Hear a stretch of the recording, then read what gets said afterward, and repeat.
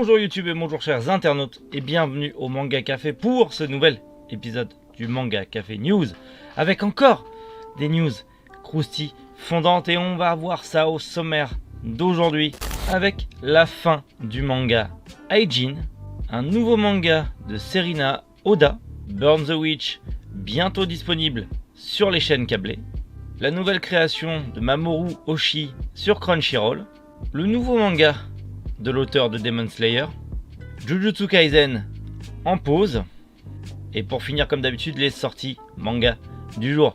Allez, Manga Café News, c'est maintenant. La fin est proche pour le manga Aijin. Titre fantastique, particulièrement apprécié, le manga Aijin sur le point de tirer sa révérence. En effet, la série s'achèvera à la fin de semaine dans son magazine de prépublication. En effet, l'ultime chapitre de la série paraîtra ce vendredi 5 février dans le 3e édition annuelle de la revue Good Afternoon de l'éditeur Kodansha. Celle-ci totalisera donc 17 volumes, ce qui n'est pas énorme pour une série.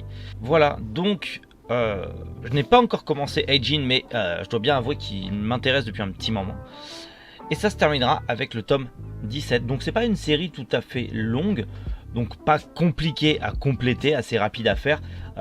Voilà, donc en France on est au tome 16, donc qui va sortir le 17 février chez Glénat. Donc on est vraiment à la fin, quoi. C'est-à-dire qu'il reste encore un tome pour la publication française et la série est terminée. Donc bon, ce sera pas compliqué pour vous de la continuer ou de la commencer.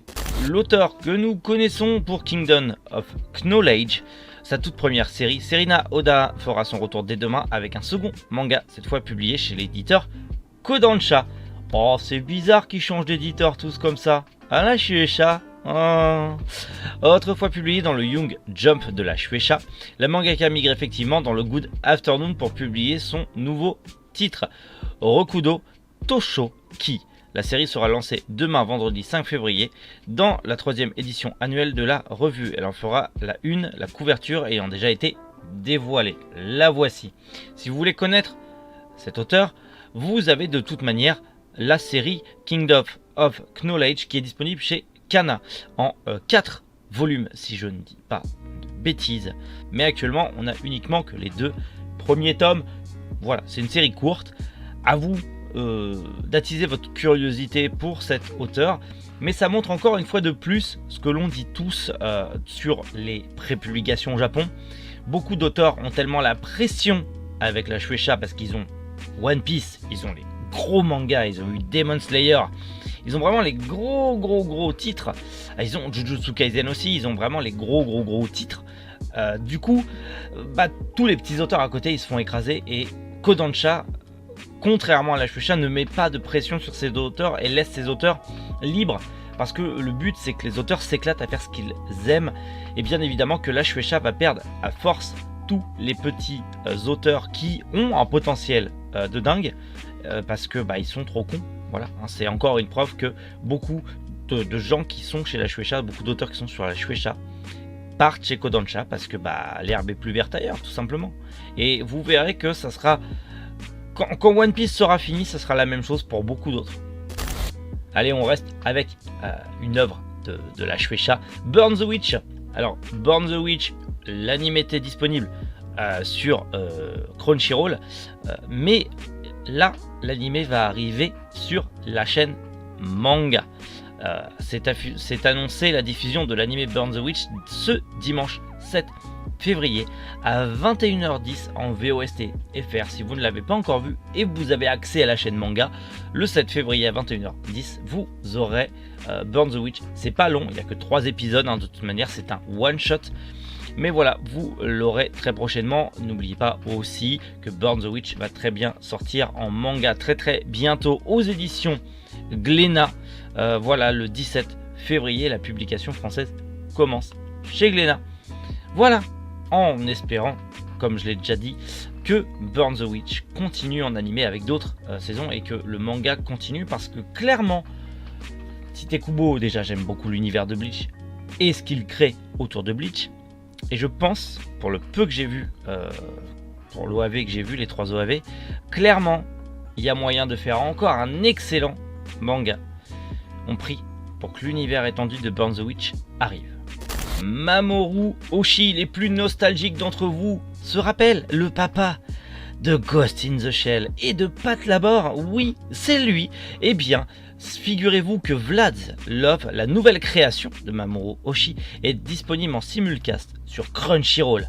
Alors, c'est vachement cool parce que c'est du Mamoru Oshii. Et mon Dieu, que ce mec est un monstre de l'animation, un monstre en scénario.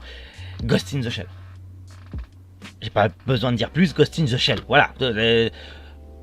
Tout le monde s'accorde, c'est l'un des meilleurs animés, un film d'animation qui soit en termes de science-fiction. Comme ça, on englobe un petit peu, ça fait pas chier les casse-couilles.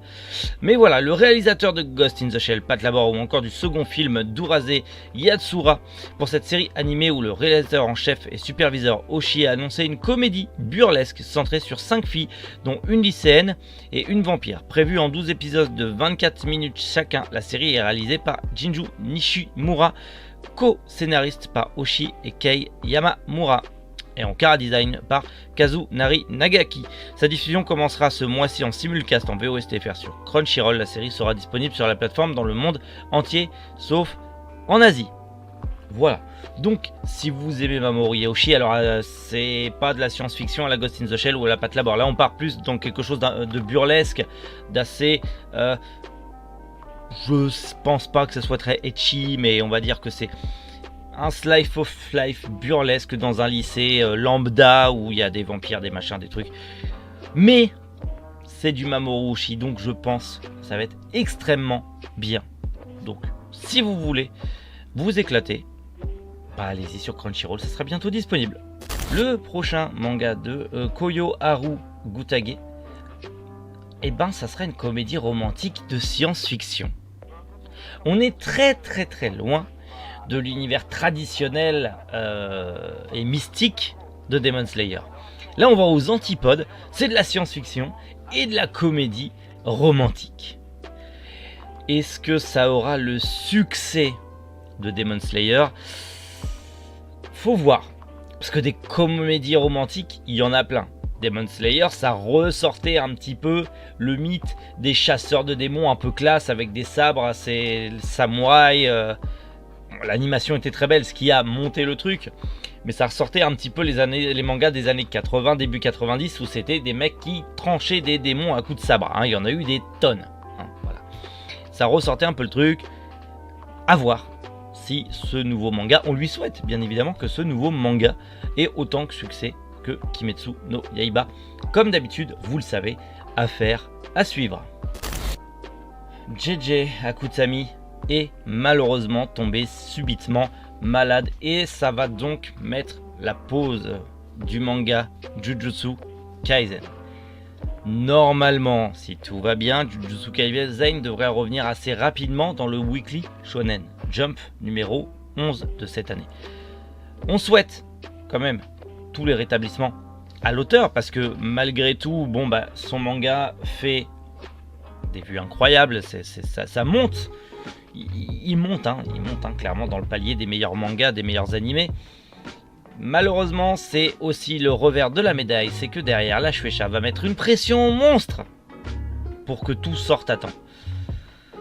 On espère pour Jujutsu Kaisen et son auteur que la Shueisha va pas foutre son grain de sel et foutre en l'air le manga, la fin et tout le reste.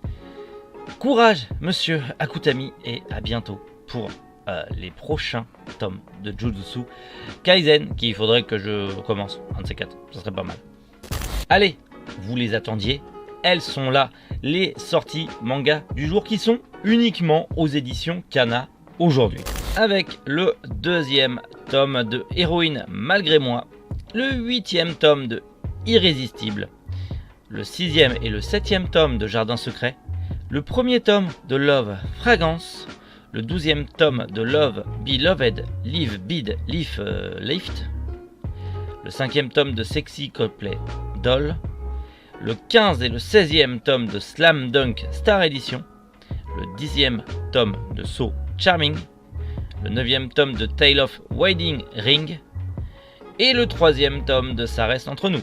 Bien évidemment, ça ne reste pas entre nous, partagez les Manga Café News pour faire connaître, tout simplement, d'une part le format, gardez pas ça pour vous. Et puis de toute manière, on partage des bonnes nouvelles, on partage plein de bonnes choses. Et puis je vous donne à chaque fois les mangas qui sortent dans la journée pour que vous puissiez les acheter.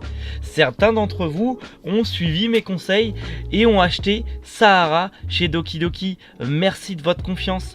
Merci aussi d'être là dans les commentaires à me dire j'ai acheté ce manga parce que t'en as parlé et que ça avait l'air trop bien. Merci à vous, ça fait super plaisir et je suis content de partager ça avec vous et j'espère que je vous reverrai bientôt pour partager encore plein de nouvelles news. En attendant qu'on se revoie bientôt, on est vendredi. Donc bon, vous le savez, demain il y a le best of Twitch et dimanche ma petite vidéo achat manga. Tout est là. Promis, dimanche, je vous montre tout.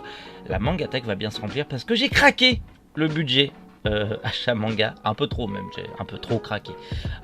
Voilà, c'est votre faute aussi. Maintenant, je fais le format news, alors du coup, ça me donne envie d'acheter. C'est dingue ça. Donc voilà, donc soutenez-moi à donner de l'argent pour que j'en achète plus. Bref, je plaisante quand même d'habitude. Humour. Allez, on se retrouve lundi pour de nouvelles news croustifondantes. En attendant, prenez soin de vous, passez une agréable journée. C'était Méric. Boujou les internautes. Et passez un bon week-end.